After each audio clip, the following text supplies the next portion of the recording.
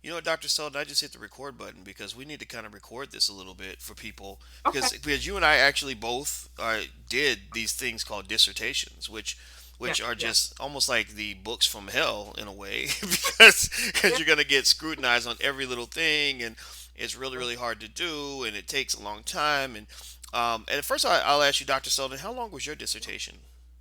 It was with all of the footnotes, references, about 300 pages. Really, what was your topic? It was about 19th century African American women writers, novelists in particular, because most people don't realize that yes, Black women were writing novels in the 19th century. So I Wow. talked about how they used their writing as a space to contest what was going on in a larger, national narrative about femininity, about masculinity, about nationhood, and oftentimes these women were very, very political, but yet they would mask it in a sense that they were using literature as the medium by which they were able to espouse their political and social beliefs as related to being black and being female in Mm, America. I love it. Yeah, Well, yeah. my dissertation was on asset pricing and basically analyzing stock market prices for what we call the momentum effect. And the momentum effect is how basically past prices can predict future prices, Mhm. and just honestly, I'm not gonna lie, I don't even know how interested I am in that stuff anymore. I'm interested in the stock market, but that topic I don't know. But I do remember that it was such a staring at your dissertation before you start. I mean, it really is like looking up Mount Everest, and you don't even know Mhm. how to climb, and it's cold, and you've heard about people dying on the way down and the way up, and and it's daunting, but you know, but the cool thing is that if you get through it, I mean, you are a different person when you get done. I mean, just you kind of like say, okay, well, I can do this. Oh wow, okay. So and then they tell you, oh, but this is just the beginning of your career. You haven't really done anything Right. yet, right? So what was the thing that got you through your dissertation? This 300-page mammoth document that was going to be hyper analyzed by these really smart people who are going to tear apart every little thing. How did you get through that? I wrote every day. I did. I Mm, wrote. I called it consecrating writing time.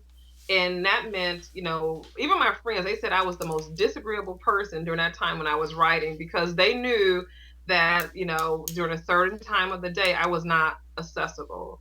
And I had a space that I wrote in that for me, the energy was right, the lighting was right, everything was conducive to writing. And I literally at times had to force myself because, I would write even on the weekends when everyone else was kind of going out and socializing. I remember there were days that were absolutely gorgeous outside, but I kind of had to stay inside because I knew I had to write. And there's a lot of discipline that goes into the writing process. And so I would say the one thing that, I'll never forget, someone told me this when I was at Rochester. They said that the difference between getting a PhD and not getting a PhD isn't so much that you're smarter than everyone else, is that you have fortitude and that you are willing to go the distance. And so I think the same thing applies to writing. You have to start. There has to be a starting point, and you have to spend time writing. So I would say I mean, I know it's simple, it's not, lofty, it's not highly like philosophical, but I would say that's the thing that got me through because there were times when people were very discouraging, where I had committee members who dropped off my committee, where my chair ended up leaving the university near the end of it, and I had a new chair. And so even the title of my dissertation isn't what I wanted. But the one thing that kept me going is that, I knew I had to finish. And so in order to finish, I had to start and the process, just write, write, write. And I think regardless of what our students are working on, that still applies. You have to find that time to write. If you can't write every day, then make sure you're finding multiple days throughout the week to write, because one of the interesting things about writing is that all these ideas are like circulating in your head. You have to take the time to get them from your head to a piece of paper or on a computer screen, whatever you like to do when you're first composing, but you have to get them there. And that's where the discipline comes in. yeah, I agree. That tiny piece of advice, to just write every day, Mm-hmm. that's what made the difference, Mm-hmm. because I just literally remember just shutting my eyes and saying, okay, I'm just gonna do this and do a little bit every day, and before you know it, you got a stack of pages piled up, and you're moving along, and now for me, I was actually working when I finished my dissertation. I was actually at Syracuse University, I took a job about a year and a half before I finished because I just felt like I needed to have signed a contract to have a job before the age of 30. I would just felt like a complete deadbeat, you know. But even though looking back on it, it wasn't that big of a deal. But at the time, it just seemed huge. It was like, oh my god, I'm 30 and I haven't had a job yet. So I literally signed the contract maybe 2 weeks before my 30th birthday. So it worked out perfectly. And but the first year and maybe year and 4 months, I was on this job, and I had to get the dissertation done by a certain time, or I would lose my job. And once I Mhm. lost that first job, it would have been hard to really get an equivalent job anywhere else. You know, the academic market's kind of funny that way.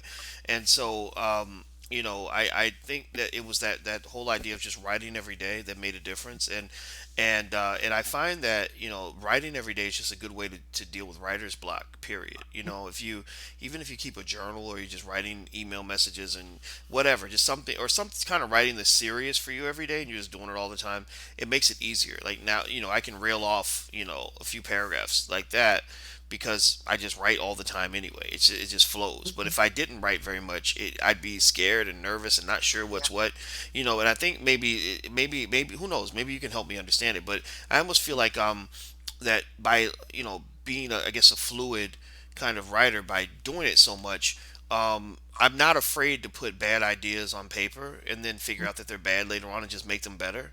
Mhm. Maybe that's it. Maybe people. I don't know. What do you think the hesitation is? Why do you think people sort of get that block where they're afraid to even lay their ideas out? I think sometimes it's confidence. I think most of us at some point, perhaps in our formal academic careers or in some capacity, we have experienced some form of rejection. So once you know what rejection feels like, you carry that, you tie certain emotions to that, and there's always the possibility as a writer that someone's not going to receive your writing, or they're going to reject, or they're not going to see it in the way that you intended it for to be seen. And so I think there's always that hesitation that, like, okay, well, do I really want to say this? Do I want to put myself out there? Because once it's out there, especially in the public domain, it's very difficult to take it back in. So, it's an extension of who you are. You put it out there, is your name behind it, especially if you're writing as yourself. So I think for a lot of people, we allow our fears or a sense that maybe this is not going to be well received. We allow that to trump the fact that, this could be a phenomenal piece of writing, that this could actually be something that is going to, either empower me as a writer or empower someone else, whatever your particular objective is. So I think that's the biggest thing. I think there's a fear factor, a real fear factor, that we have to just say, you know what, name it, whatever it is, name it so it doesn't have power over you, and then just be like, poof, be gone, because you have to do it. You have to step into that. Hmm. Well, I agree. And the last point I'll make on that, based on what you said, is I'm clinging to what you said about how your writing style, how you'd want the environment to be a certain way, the lighting to be a certain way. You probably sat at the same desk, all this Mm-hmm. stuff, and what I'm really seeing is, my interpretation of that is that, there's a process of just that habit formation, just, training yourself like Pavlov's dog to just do the Mm-hmm. same thing every day at the same time in the same way, and then before you know it, it's all on autopilot.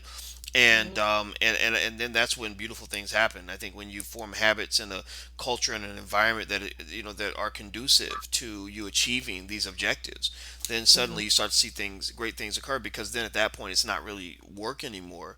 You're just doing what Right. comes natural, Right. Right.